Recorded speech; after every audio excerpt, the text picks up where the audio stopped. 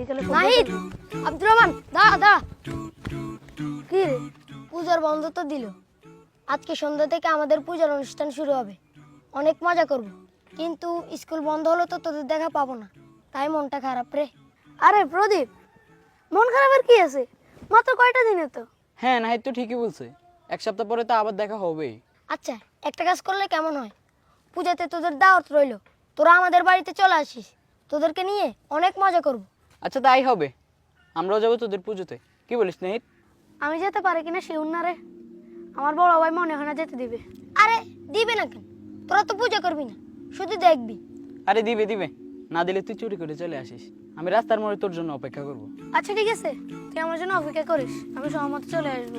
ওকে। আচ্ছা বন্ধু, আমার বাড়িতে কাজ আছে একটু, আমি যাই। আচ্ছা।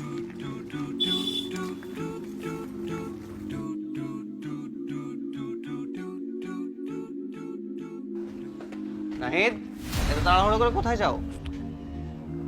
আমার একটা হিন্দু ক্লাসমেট আছে, আমাকে আর আব্দুর রহমানকে ওদের পূজাতে দাওয়াত দিছে। আচ্ছা আমরা সবাই যাব, মানে ওদের পূজা দেখতে যাবো আর কি। আচ্ছা নাহিদ, বলো তো পূজা কাদের উৎসব?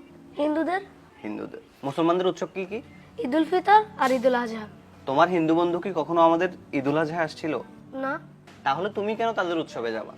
আমরা আমাদের কোরবানিতে যে গরু জবাই করি তাকে তারা কি বলে ডাকে জানো? জি জানি, মা বলে ডাকে। ওরা জানে ওদের মাকে জবাই করা হচ্ছে, তাই ওরা কোরবানিতে আসে না। আর তুমি জানো না পূজাতে ওরা আল্লাহর সাথে শিরক করে? তাহলে তোমরা কেন সেখানে যাবা? ভাইয়া, আমরা তো পূজা করতে যাব না, প্রদীপ দাওয়াত দিছে তাই যাব। তোমরা পূজা করবে না, সিজদা করবে না, ঠিক আছে, কিন্তু যেখানে আল্লাহর নামে শিরক হয় সেখানে যদি আল্লাহ তৎক্ষণাৎ আযাব অথবা গজব নাজিল করে, তখন কে আযাব গজব দেখবে? তোমরা কি পূজা দেখতে গেছো না পূজা করতে গেছো? মনে যদি আল্লাহর আযাব অথবা গজবের ভয় না থাকে তাহলে পুজোতে যাও, নাইলে যেও না। না না ভাইয়া, কি বলেন? আল্লাহর গজবে কেন থাকবো? আল্লাহর গজব কিভাবে সহ্য করবো? এবং সেখানে কিন্তু গান বাজনা হবে, যেটা ইসলামে কঠোরভাবে নিষেধ। আল্লাহকে ভয় করো, মনে রাখবা আল্লাহর সামনে কিন্তু একদিন আমাদের সবাইকে উপস্থিত হতে হবে। তখন কি জবাব দিবা? আল্লাহ যদি বলে আমার নামে এখানে শিরিক হচ্ছিল, তুমি এখানে কেন গেছো, তখন কি বলবা বলো তো?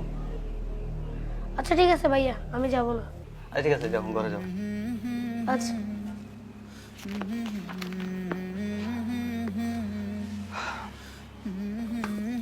নাহিদ, এই নাহিদ, তুই বেটা কালকে আমার সাথে এমনটা না করলেও পারতিস।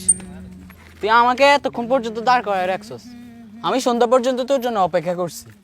দোস্ত, আমার ভাই আমারে বুঝাই বলছে মুসলমানরা কেন পূজা যাওয়া নিষেধ। নিষেধ? কিন্তু কেন নিষেধ বলতো? তাইলে শুন।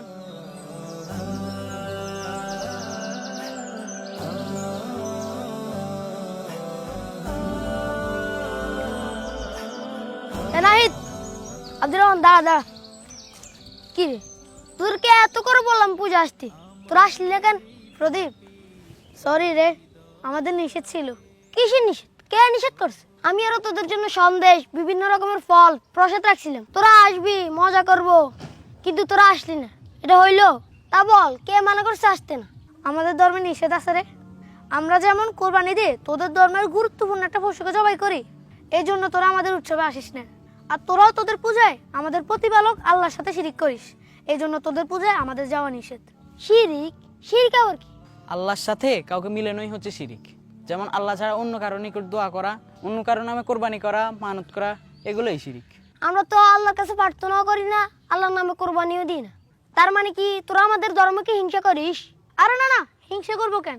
আল্লাহ আমাদেরকে অন্য ধর্মকে হিংসা বা পালন করাতে বাধা দিতে নিষেধ করেছে। আর মহান আল্লাহ পবিত্র কোরআনে বলেন, লাকুম দীনুকুম ওয়ালিয়া দিন। তোমাদের ধর্ম তোমাদের আর আমার ধর্ম আমার। ও আচ্ছা, সুন্দর তো। লাকুম দিন, তারপর কি জানি?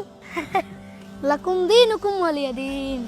আধার হৃদয় জালো নূরের চেরা, মুছে দাও হৃদে যত কালিমা।